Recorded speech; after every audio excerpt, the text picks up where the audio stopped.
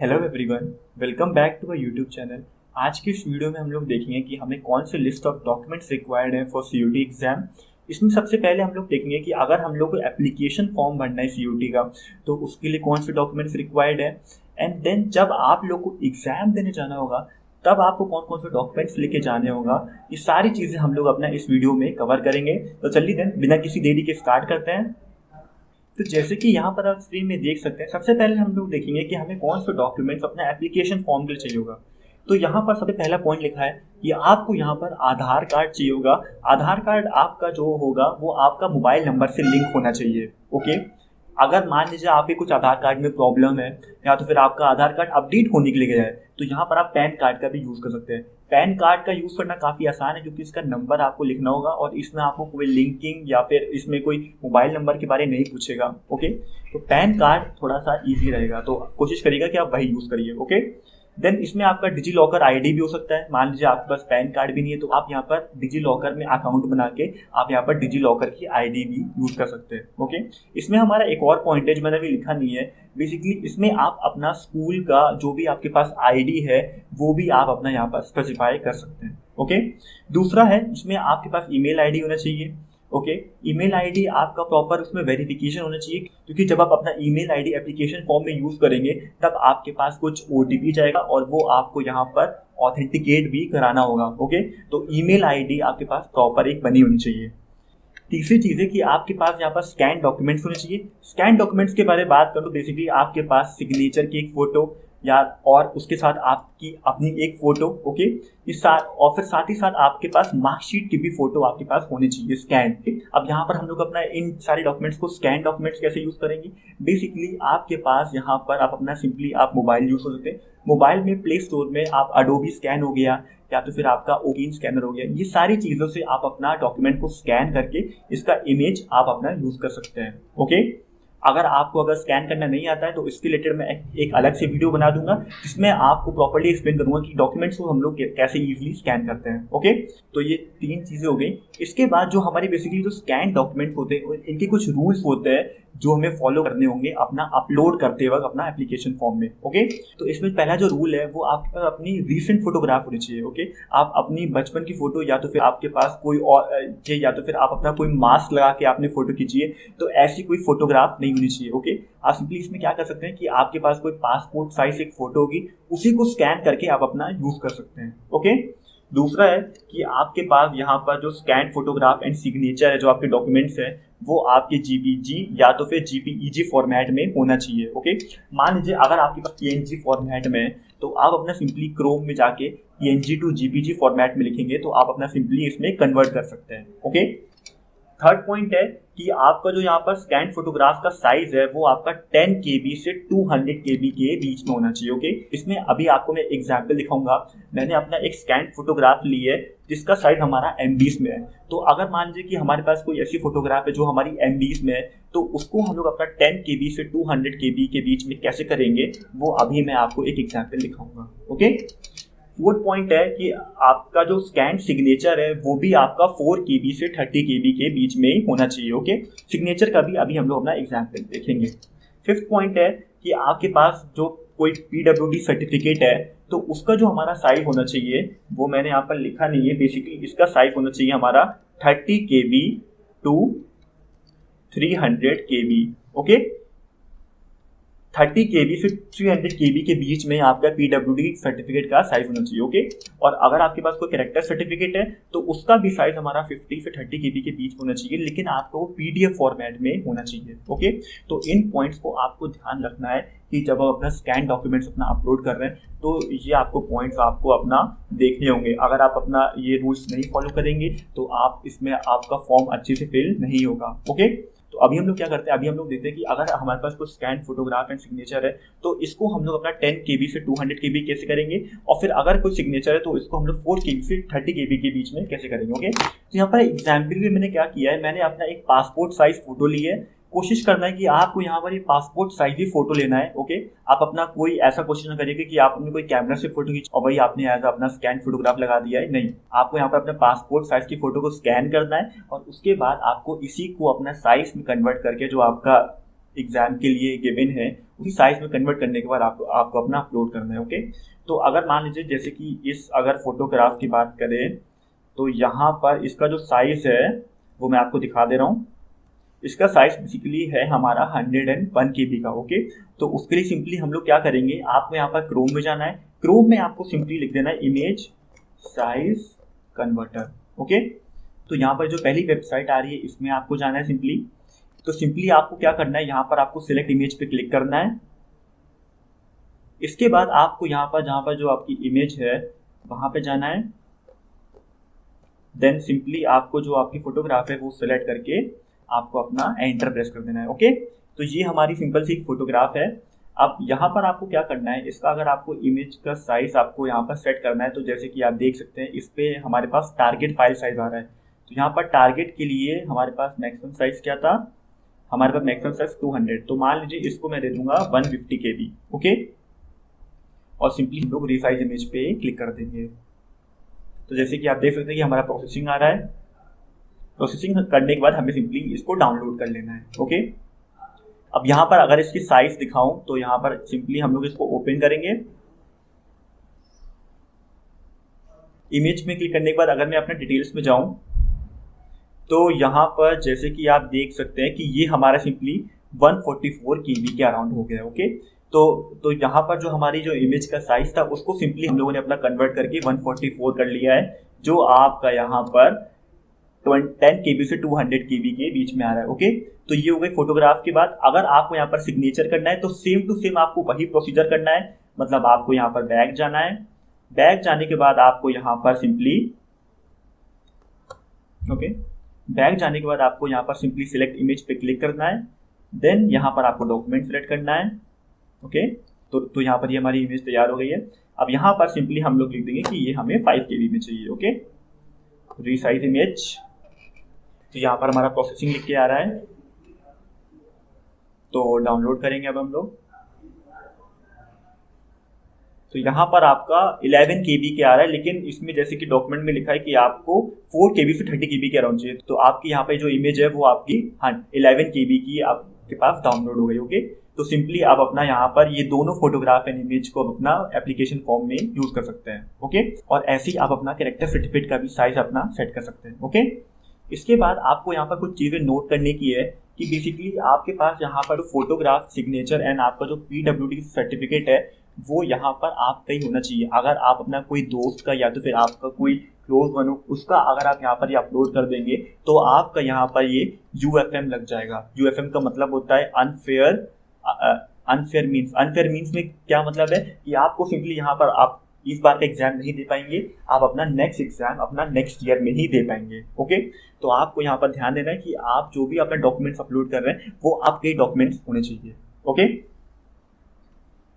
Then यहाँ पर next point लिखा है कि आपको जो यहाँ पर ये फोटोग्राफ एंड सिग्नेचर है वो आपको सबमिशन करने से पहले देखना है कि वो आपका ब्लर ना हो। ओके, मतलब आपकी फोटोग्राफ एंड सिग्नेचर प्रॉपर्ली दिखना चाहिए। अगर आपके यहाँ पर कुछ भी आपके डॉक्यूमेंट्स में प्रॉब्लम होगी तो आपका यहाँ पर जैसे कि देख सकते हैं the application will be rejected, मतलब आपका जो फॉर्म है वो आपका फिल नहीं हो पाएगा। और फिर अगर आपका फॉर्म फिल नहीं हो पाएगा तो आपको एडमिट कार्ड नहीं मिलेगा। एडमिट कार्ड नहीं मिलेगा तो आप अपना एग्जाम भी नहीं दे पाएंगे। तो आपको अपने डॉक्यूमेंट्स को प्रॉपर्ली एंड अच्छे से अपना अपलोड करना है। ओके, इसके बाद क्या है कि जब आप यहाँ पर एप्लीकेशन फॉर्म फिल कर लेंगे तो आपको यहाँ पर एक स्पेसिफिक डेट में आपको एडमिट कार्ड मिलेगा। एडमिट कार्ड बेसिकली एग्जाम के आसपास ही मिलता है। ओके, और इसको अगर आपको यहाँ पर डाउनलोड करना होगा तो आप अपना यहाँ पर ऑफिशियल वेबसाइट में जाएंगे, जो हमारी यहाँ पर ये CUT की वेबसाइट है। ओके, इसमें आप अपना सिंपली एडमिट कार्ड को डाउनलोड कर सकते हैं। ओके, यहाँ पर हम लोग अपना एक नेक्स्ट वीडियो में दिखाएंगे भी कि आपको यहाँ पर एडमिट कार्ड कैसे डाउनलोड करना है। ओके, इसके बाद जब आपको यहाँ पर एडमिट कार्ड मिलेगा तो आपको कुछ चीज़ें नोट करने की है। सबसे पहली चीज़ें आपको नोट करनी है कि आपको यहाँ पर एडमिट कार्ड कोई सेंड नहीं करेगा, मतलब यहाँ पर पोस्ट ऑफिस से आपके पास एडमिट कार्ड नहीं आएगा।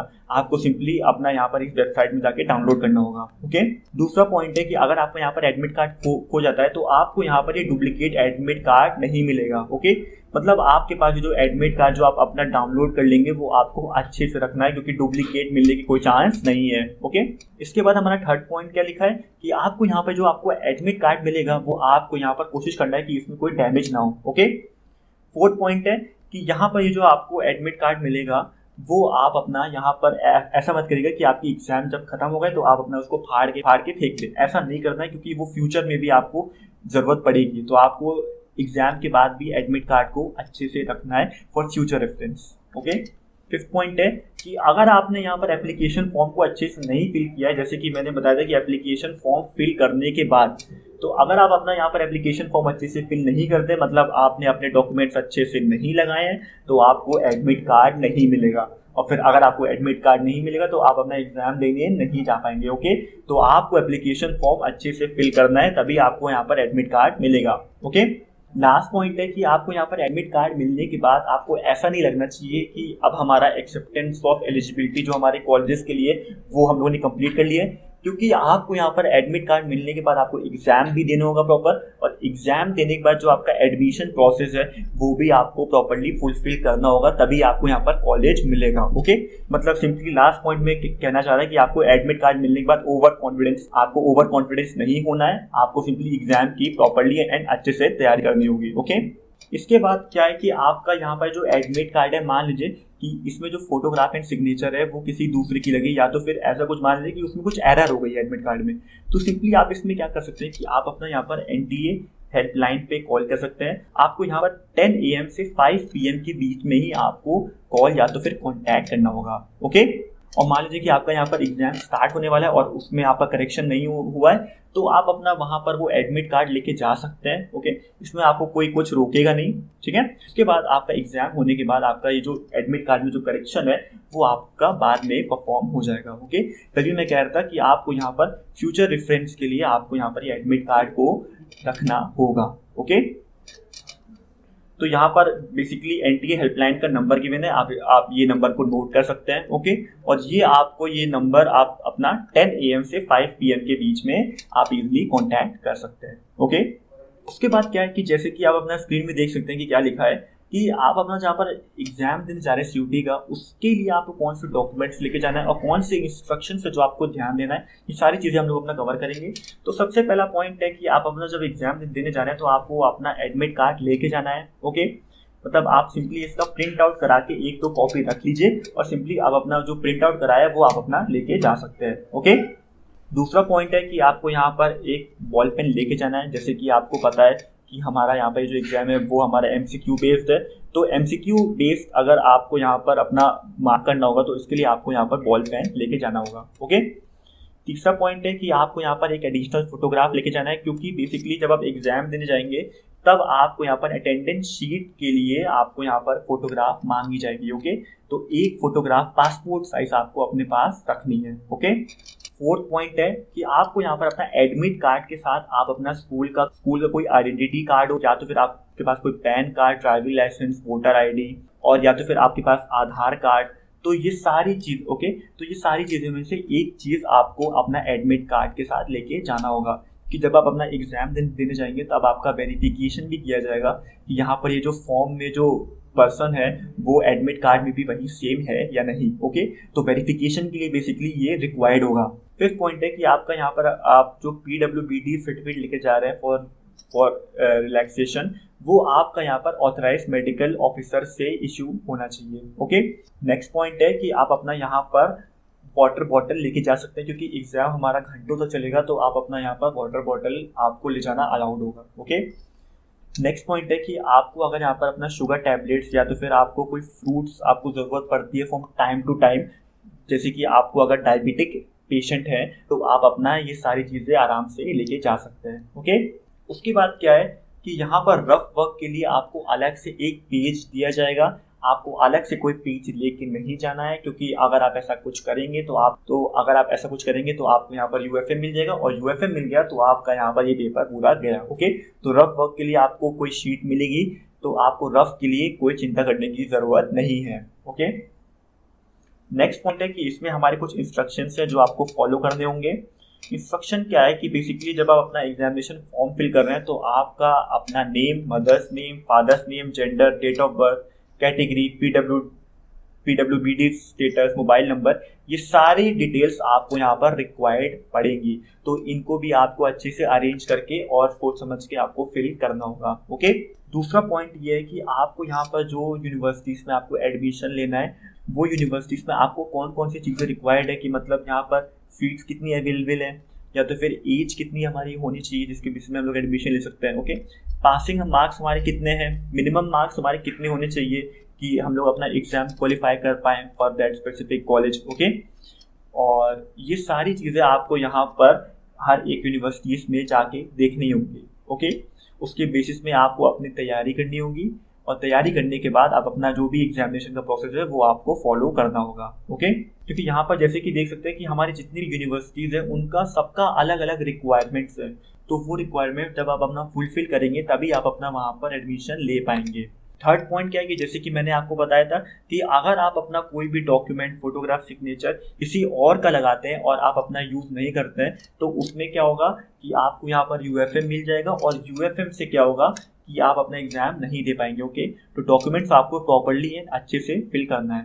फोर्थ पॉइंट है कि आप अपने एग्जामिनेशन हॉल में कोई इंस्ट्रूमेंट, या तो फिर आपके पास कोई ज्योमेट्री और या तो फिर पेंसिल बॉक्स हो, हैंड बैग, पर्स, ये सारी चीज़ें आप अपना नहीं लेके जा सकते हैं। ओके, जैसे कि जहाँ पर आपका मोबाइल फ़ोन हो गया, माइक्रोफोन हो गया, कैलकुलेटर हो गया, और या तो फिर आपका स्लाइड रूल्स हो गया। ओके, ये सारी चीज़ें आपको यहाँ पर ले जाने के लिए अलाउड नहीं होगा। कोशिश करिएगा कि आप अपना यहाँ पर सिंपली एक पेन, बॉटल और सिंपली आपका एडमिट कार्ड और जो भी आपको डॉक्यूमेंट्स के लिए वेरिफिकेशन के लिए ज़रूरत है, यही चीज़ें आप लेके जाएं। कोई भी इलेक्ट्रॉनिक गैजेट आप अपना एग्जामिनेशन हॉल में लेके नहीं जाएं। ओके, लास्ट पॉइंट है कि यहाँ पर कैंडिडेट को अपना ये जो ऑफिशियल वेबसाइट है, NTA की जो वेबसाइट है, इसमें आपको यहाँ पर रेगुलरली जाना होगा, ताकि यहाँ पर जो भी आपके पास एडमिट कार्ड आ रहा है या तो फिर आपकी कुछ एग्जामिनेशन की डेट्स आई है, ये सारी चीज़ें आपको ऑफिशियल वेबसाइट मिलेंगी।